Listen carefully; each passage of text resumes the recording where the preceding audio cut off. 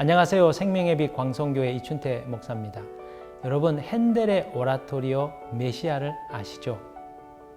여러분, 가장 유명한 곡이 할렐루야라고 하는 합창곡입니다.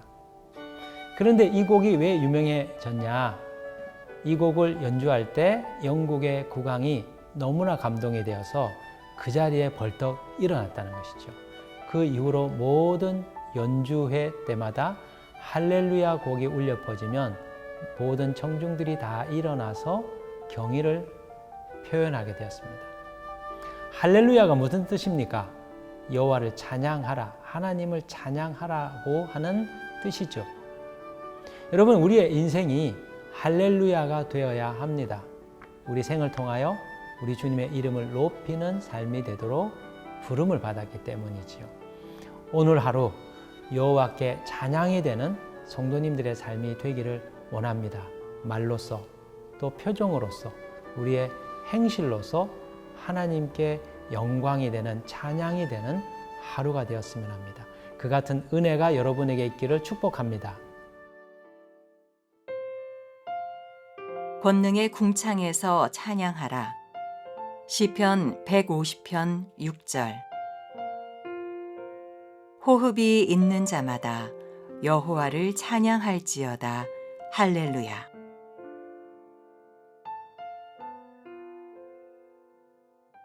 오늘 우리가 묵상하는 시편 150편은 시편 전체를 마무리하는 결론 부분에 해당되는 시입니다.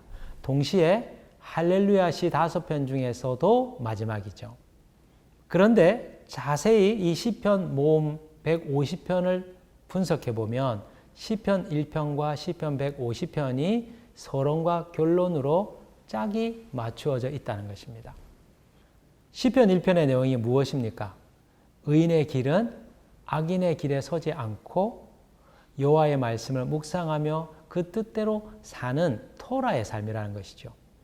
그 결과는 하나님께서 주시는 형통의 삶입니다.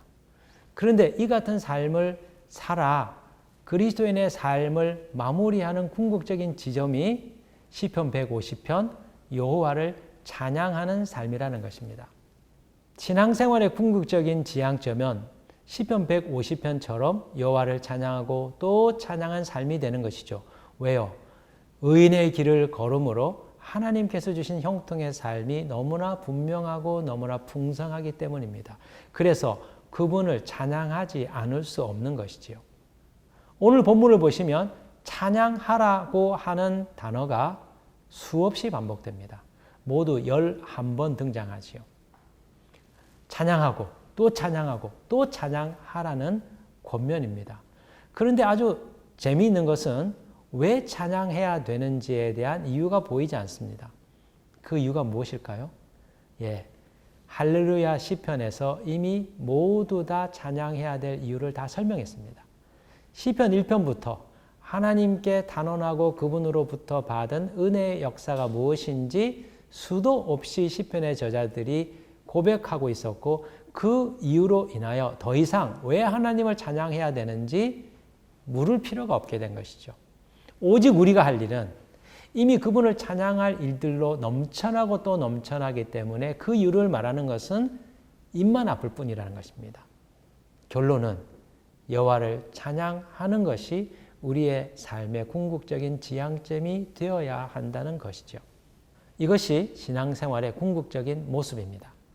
또 이 시편을 살펴보면 6절밖에 되지 않는 짧은 시이지만 이 시 안에 하나님을 찬양하는 것과 관련된 모든 내용들이 담겨져 있습니다.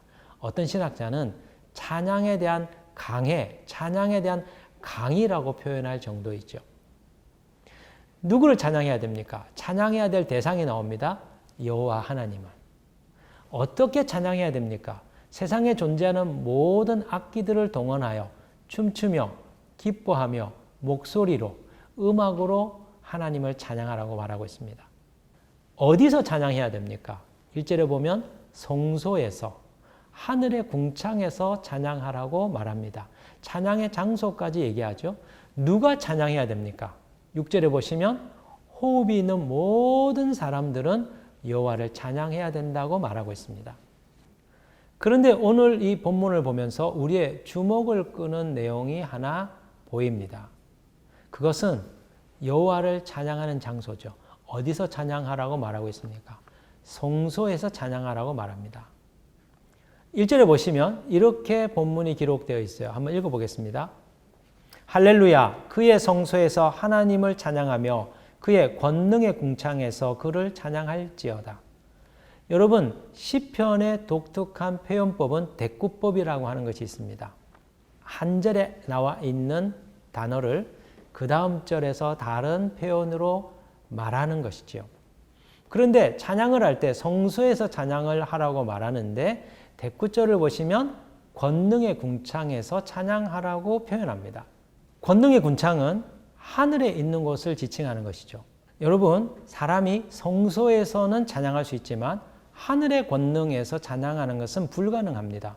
그런데 시편의 저자는 성소에서 찬양하라고 말하면서 하늘에 있는 권능의 궁창, 하나님의 보좌가 있는 하늘 성소에서 찬양을 하라고 명령하고 있습니다.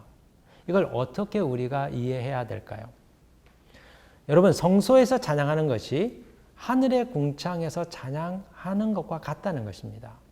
이것의 비밀은 기도에 있습니다. 자, 여러분, 제가 아파트 7층에 살고 있는데요. 저희 집에 들어가기 위해서는 어떻게 해야 될까요? 1층 아파트 건물에 들어가서 엘리베이터 버튼을 누르고 엘리베이터를 타면 그 엘리베이터가 저를 7층으로 올려줍니다. 그리고 저는 저의 집으로 들어가게 됐죠. 우리는 땅에 살고 있습니다. 그런데 하늘에 계신 우리 아버지를 만나기 위해서는 하늘 성소로 올라가야 됩니다. 어떻게 그게 가능합니까? 우리 마음 안에 있는 성전, 우리가 기도로 우리 마음 안에 있는 성전이신 예수 그리스도께로 들어가면 예수님이 우리를 영적으로 초월하게 하셔서 하늘의 권능의 궁창으로 들어가게 만들어준다는 것입니다. 이것을 사도 바울은 에베소서 2장 6절에서 이렇게 말하고 있습니다. 한번 보실까요? 또 함께 일으키사 그리스도 예수 안에서 함께 하늘에 앉히시니. 여러분, 우리가 예수 그리스도를 믿고 죽음에서 부활했다고 말합니다. 그런데 부활하고 끝난 게 아니죠. 그리스도와 함께 우리를 하늘에 앉히셨다고 말하고 있습니다. 지금 우리의 자리가 땅에 있지만 하늘에 동시에 있다는 것입니다. 어떻게 이것이 가능합니까? 예수 그리스도 안에 우리가 거할 때 그분이 이 땅을 초월하여 영적인 하늘의 영역에 우리를 두시는 것입니다. 이것은 신비입니다. 이건 우리의 이성으로 이해할 수 없는 것입니다. 그런데 기도를 통하여 마음의 성소에 들어갈 때 하나님 앞에서 권능의 궁창에서 그분을 찬양하는 자리가 되는 것이죠. 여러분, 권능의 궁창에서 주님을 찬양하는 비결은 성소로 들어가는 것입니다. 기도를 통하여 성소로 들어갈 때 우리는 하나님을 찬양하는 자리에 서게 되는 것이죠. 오늘날 성소는 어디에 있습니까? 예루살렘에 있는 것이 아닙니다. 예수 그리스도께서 이 땅에 오심으로 우리 마음 안에 성소가 생기게 되었고 예수 그리스도를 믿는 자들이 구성한 교회 안에 성소가 이루어지게 된 것이죠. 하늘의 영역에 들어가는 비밀은 이 성소에 들어가는 것입니다. 그래서 날마다 기도를 통하여 우리 영혼 안에 계신 주님께로 나아가야 됩니다. 매일 말씀을 보고 기도하는 묵상의 삶이 중요한 이유가 여기에 있죠. 그저 성경 공부하는 시간이 아닙니다. 그저 내 필요를 구하는 간구로 끝나는 시간이 아닙니다. 말씀을 묵상하고 기도하는 것은 권능의 궁창으로 올라가는 하나님 나라의 영적인 엘리베이터와 같은 것이죠. 여러분, 매일 기도하고 계십니까? 매일 말씀으로 주님 앞에 나아가고 계십니까? 말씀을 읽을 때, 기도할 때 성령께서 우리를 영적으로 초월하게 하셔서 그분의 성소에 들어가게 하십니다. 그곳에서 해야 될 일이 무엇입니까?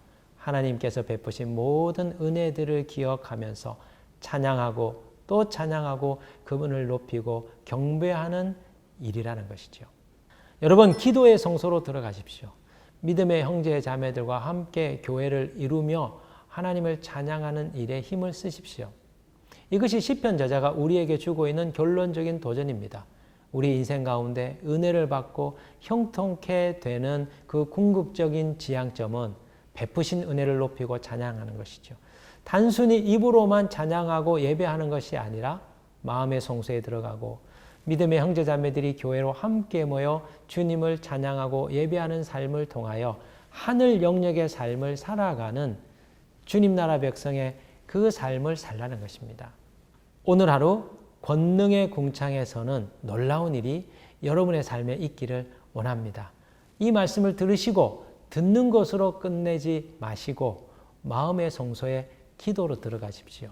할 수만 있다면 믿음의 형제 자매들과 서로 교제하며 함께 주님의 이름을 높이는 예배적 삶을 회복하셔서 하늘의 성소에 날마다 들어가고 권능의 궁창에서 그분의 이름을 높이는 신비한 성도의 삶을 살아보시기를 바랍니다. 그 같은 은혜가 여러분들에게 있기를 주님의 이름으로 축복합니다.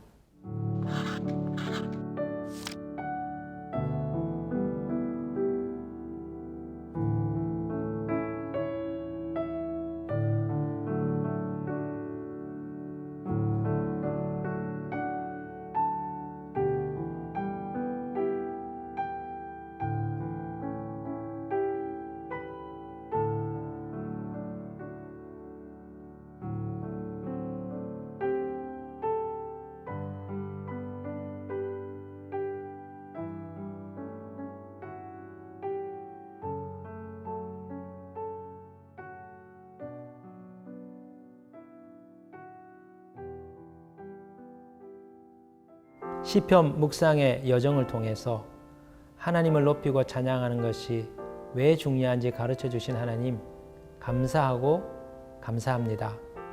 주님 우리에게 형통의 길, 의인의 길을 알려주시고 주님으로부터 구원의 은총을 받을 수 있는 놀라운 비밀을, 원리를 가르쳐 주셔서 감사합니다.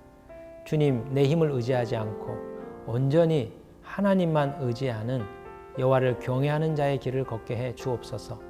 주님이 베푸신 은혜를 늘 기억하며 더 많이 주님을 의지하고 의리하는 삶을 포기하지 않고 놓치지 않고 나아가게 하여 주옵소서. 그리하여 베푸신 은혜가 넘치고 또 넘쳐 우리 영혼 안에서부터 터져나오는 찬양이 하나님 우리의 존재를 가득 채우는 복된 인생을 살아가게 하여 주옵소서. 오늘 특별히 성소 안으로 들어가 주님을 찬양하는 것이 권능의 궁창에 서는 것이라, 하나님 보좌 앞에 서는 것이라 말씀해 주셨습니다. 이 신비의 삶이 무엇인지 깨달아 알 수 있도록 우리 형제자매들 가운데 주님 임하여 주시고 이끌어 주옵소서. 예수 그리스도의 이름으로 기도드립니다. 아멘.